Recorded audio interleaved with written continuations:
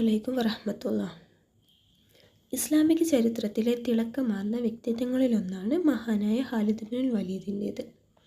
ലോകം കണ്ട മഹത്തായൊരു പ്രതിഭ, അജയ്യനായ നേതാവ്. ഇസ്ലാമിന് ഇക്കണ്ട വിജയങ്ങളത്രയും നേടിക്കൊടുത്തതിൽ ഖാലിദ് വഹിച്ച പങ്ക് നിസ്തുലമത്രേ.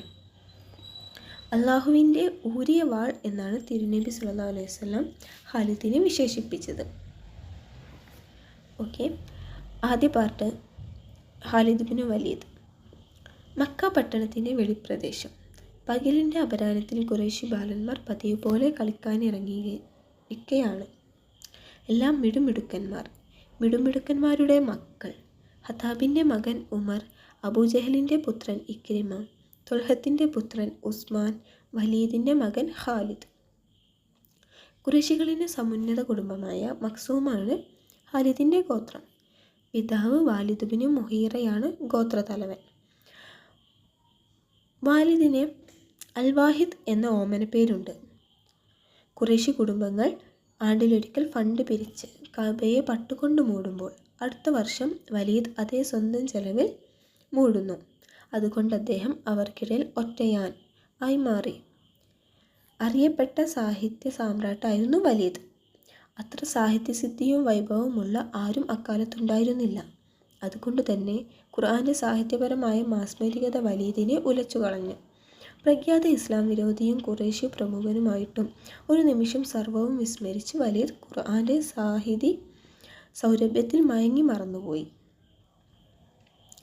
ഇത് മനുഷ്യസൃഷ്ടിയല്ല, മനുഷ്യന് ഇങ്ങനെയൊന്നും സൃഷ്ടിക്കുക സാധ്യമല്ല എന്ന് അദ്ദേഹം അറിയാതെ ആർത്തുവിളിച്ചു. ഖുറൈശി തലവന്മാർ അന്തം വിട്ടുപോയി. എന്ത്, വലീദും ഇസ്ലാം സ്വീകരിക്കുകയാണോ? അബൂജഹലിൻ്റെ അവസരോചിതമായ ഇടപെടൽ ഉണ്ടായിരുന്നില്ലെങ്കിൽ മഖ്സൂം കുടുംബത്തിൻ്റെ ചരിത്രം മറ്റൊരു വശി കൊണ്ടായിരുന്നു രേഖപ്പെടുക. എന്തിന് വലീദിനെ മാത്രം പറയുന്നു? മുഹീറയുടെ മക്കളിൽ പേഡ് എന്ന് പറയാവുന്ന ആരും ഉണ്ടായിരുന്നില്ല. ഹിഷാം. ഇസ്ലാമിൻ്റെ ആവിർഭാവത്തിന് മുമ്പുണ്ടായ ഫിജാർ യുദ്ധത്തിൻ്റെ തലവനായാണ് ഹിഷാം അറിയപ്പെടുന്നത്. ഹിഷാം നിര്യാതനായപ്പോൾ ഒരാഹ്വാനവും കൂടാതെ അറബികൾ കടകമ്പോളങ്ങൾ അടച്ചു ബന്ദ് ആചരിച്ചു. ഹിഷാമിൻ്റെ മരണം മുതൽ എന്നത് അറബികൾക്കിടയിൽ കാലഗണനയ്ക്കുള്ള ഒരടിസ്ഥാനം പോലുമായി. അൽ ഫാഖിഹ്. ഖാലിദിൻ്റെ ഈ പിതൃവ്യൻ അക്രമുൽ അറബ് എന്ന അപരനാമത്തിലാണ് അറിയപ്പെട്ടത്. സ്വന്തമായൊരു സത്രമുണ്ടായിരുന്ന ഹാക്കിമിൻ്റെ ആതിഥ്യം ഒരു ദിവസമെങ്കിലും അനുഭവിക്കാത്ത അറബികൾ അപൂർവമായിരുന്നു. സത്രത്തിൻ്റെ വാതിലുകൾ മുഴുവൻ വഴിപോക്കർക്കുമായി തുറന്നു കിടന്നു. അതിഥികളിൽ നിന്ന് അദ്ദേഹം യാതൊന്നും ഈടാക്കുകയുണ്ടായില്ല. അബു ഉമയ്യ. ഖാലിദിൻ്റെ മറ്റൊരു പിതൃവ്യനായ അബു ഉമയ്യ സാദുർ റിക്കാബ് എന്ന അപരനാമത്തിൽ അറിയപ്പെട്ടു. അറബികൾ സംഘമായി ഷാമിലേക്കോ യമനിലേക്കോ യാത്ര പുറപ്പെടുമ്പോൾ അവർക്ക് ആവശ്യമായ സകല ഭക്ഷണങ്ങളും ഒരുക്കുകയും വഹിക്കുകയും ചെയ്തിരുന്നത് അബു ഉമയ്യ ആയിരുന്നതിനാലാണ് സാർധവാഹകരുടെ അന്നദാവ് എന്ന ബഹുമതി ഖാലിദിൻ്റെ ഈ പിതൃവിന് ലഭിച്ചത്.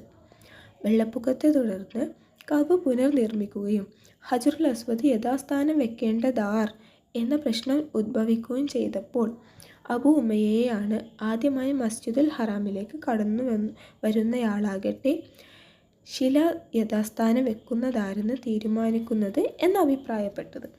അതനുസരിച്ചാണ് നബി സല്ലല്ലാഹു അലൈഹി വസല്ലമ ഇന്നുള്ള സ്ഥാനത്ത് നിന്ന് അത് പ്രതിഷ്ഠിക്കാൻ ഇടയായത്. ഇമാറ. മഖ്സൂം കുടുംബത്തിലെ മറ്റൊരു പ്രമുഖൻ ഖാലിദിൻ്റെ സഹോദരൻ ഇമാറയാണ്. അറബികളിലെ ഏറ്റവും സുന്ദരനായ യുവാവും അതുകൊണ്ട് തന്നെ അറബി പെൺകുട്ടികളുടെ ലഹരിയും. അമിതമായ മദ്യപാനം എന്ന ദുശീലം ഒഴിച്ചു നിർത്തിയാൽ ഈ യുവാവിനെ വെല്ലുന്ന ആരും ഒരു കാര്യത്തിലും ഖുറൈശികളിൽ ഉണ്ടായിരുന്നില്ല. നബി സല്ലല്ലാഹു അലൈഹി വസല്ലമ ഇസ്ലാമിക പ്രബോധനം ആരംഭിച്ചു. ഖുറൈശികൾ അതിനെതിരെ ഇളകി വശാവുകയും നബിയുടെ പിതൃവ്യൻ അബൂ ത്വാലിബിനെ സമീപിച്ചു നബിയെ വിട്ടുകൊടുക്കാനും പകരം ഖുറൈശികളിൽ ഏറ്റവും കുലീനനും സുന്ദരനുമായ യുവാവിനെ സ്വീകരിച്ചു കൊള്ളാനും ആവശ്യപ്പെടുകയുണ്ടായല്ലോ. ഖാലിദിൻ്റെ സഹോദരൻ ഇമാറയായിരുന്നു ഈ പകരക്കാരൻ. വലീദ്. ബദർ യുദ്ധത്തിൽ മുസ്ലിങ്ങളാൽ ബന്ധനസ്ഥാനാക്കപ്പെട്ട വലീദാണ് ഖാലിദിൻ്റെ വേറൊരു സഹോദരൻ. മഖ്സൂം കുടുംബത്തിൽപ്പെട്ട ഈ കുബേരപുത്രനെ നിസ്സാരമായ തുകയ്ക്ക് പകരമായി വിട്ടുകൊടുക്കാൻ മുസ്ലിം പക്ഷം സന്നദ്ധമായിരുന്നില്ല. അവർ 4000 ദിർഹം മോചനമൂല്യം ആവശ്യപ്പെട്ടു. പുറമെ പിതാവ് വാലിദിൻ്റെ മിന്നുന്ന വാളും മേലങ്കിയും എല്ലാം നൽകി മോചിതനായ വലീദ് ഖുറൈശികളെ ആഗമനം അമ്പരിപ്പിച്ചുകൊണ്ട് താൻ ഇസ്ലാം സ്വീകരിക്കുന്നതായി ഉറക്കെ പ്രഖ്യാപിച്ചു. എങ്കിൽ തനിക്കിത് നേരത്തെ ആവാമായിരുന്നില്ലേ?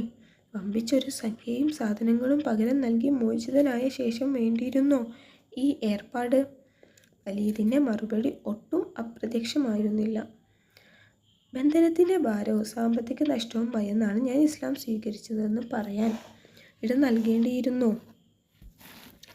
ബാലന്മാരെല്ലാം പെട്ടെന്ന് ബഹളം കേട്ട ദിക്കിലേക്ക് ഓടി. അവിടെ ഉഗ്രൻ കുസ്തി നടക്കുകയാണ്. 2 സമന്മാർ തമ്മിൽ പൊരിഞ്ഞ പോരാട്ടം. ഒരുത്തനും വിട്ടുകൊടുക്കുന്ന പ്രശ്നമില്ല. രണ്ടാളും ഒരേ കളരിയിൽ കളിച്ചു വളർന്നവരും ബന്ധുക്കളുമാണ്. പരസ്പരം അറിയാത്ത അടവുകളില്ല. 14 15 ആണ് ഇരുവരുടെയും പ്രായം. അവസാനം അത് സംഭവിച്ചു. ബാലന്മാരിൽ ഒരാൾ തണ്ടങ്കാൽ പൊട്ടി നിലം പതിച്ചു. പ്രതിയോഗിയെ മലർത്തിയിട്ട ആൾ ഖാലിദ്.